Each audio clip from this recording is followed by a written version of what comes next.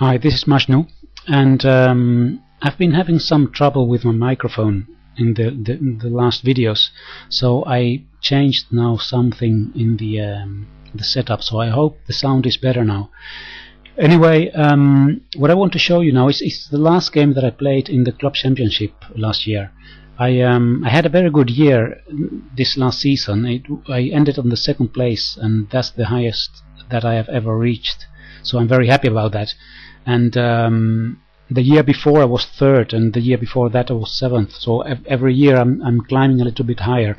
So I hope that I can continue this and one day reach the first place, but I must say it's a very difficult thing to do. The distance between the number one and me was in points a very big difference actually.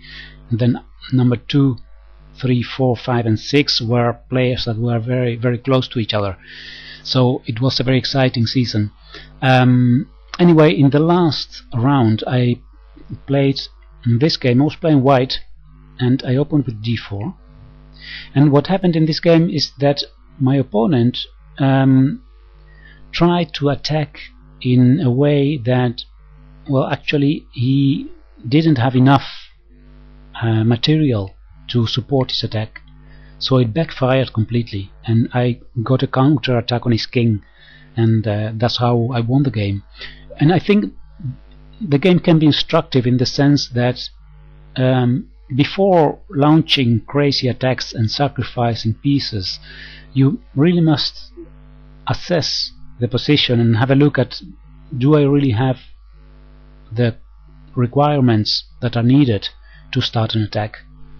I played f3 here, and this is the first strange move of my opponent. He played h6 here. Actually, black should here play either d5 or c5, so black needs to have some influence in the center, because otherwise white will play e4 and have complete control of the center. So h6, a3, bishop takes c3, b takes e3, castle, and now e4. And at this point, instead of the normal move d5, my opponent did a crazy sacrifice. Knight takes e4.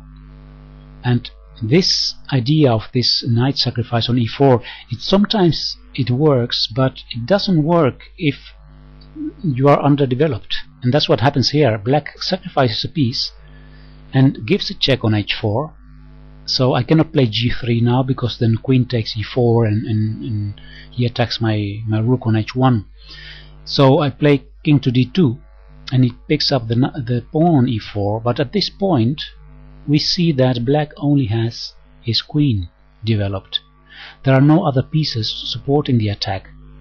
So even if it looks as if the white king is out of his normal position and he's not able to castle anymore, the white king is safe because of the lack of firepower for black.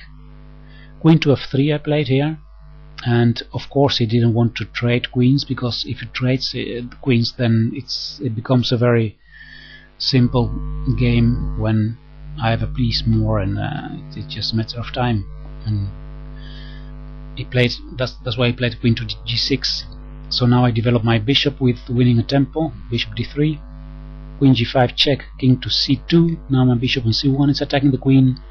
So queen to a5, and here we see that white has a perfect position, not only because I have a piece more, but look at these beautiful diagonals here that have been opened.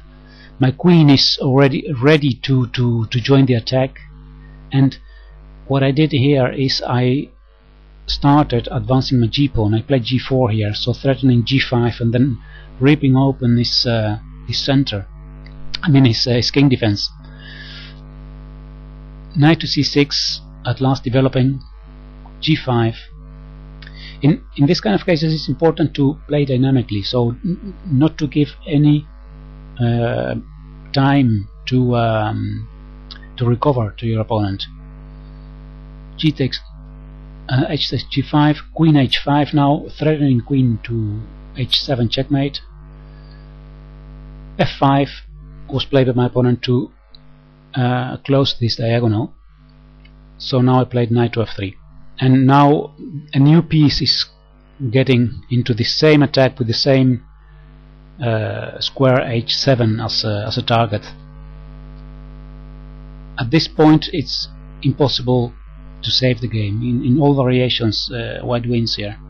He played knight to e7, and after knight takes g5 he played rook to f6. So his defensive idea is to make some space for the king to step aside, and also to use this rook maybe for the defense here.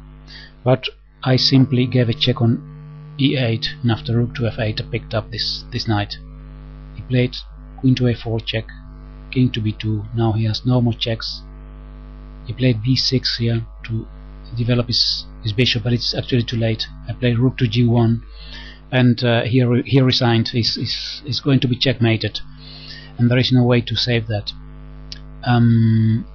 The idea is that what I'm threatening here is a knight takes e6, and after that queen takes g7 checkmate.